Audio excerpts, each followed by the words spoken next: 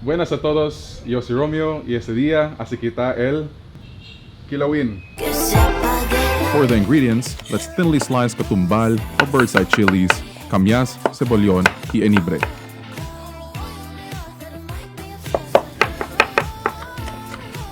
Para preparar el pescado, corta la dirección de las gallas y espina y del bariga. Y después pwede que taman fillet.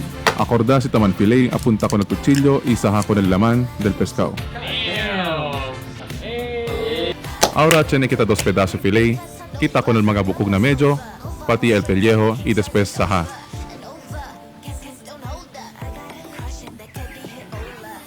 Na otro taza, mezcla vinagre de tuba, primer pugad de gata, patis,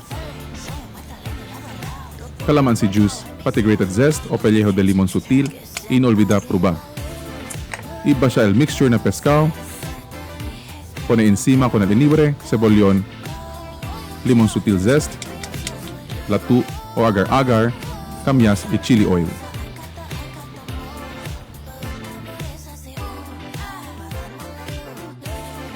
Ahora probé kita el Quilawin usando el Taraquito, topped with agar and kamyas. ¿Dónde es San Miguel? This has to be in Zamboanga. Venía, comea kita.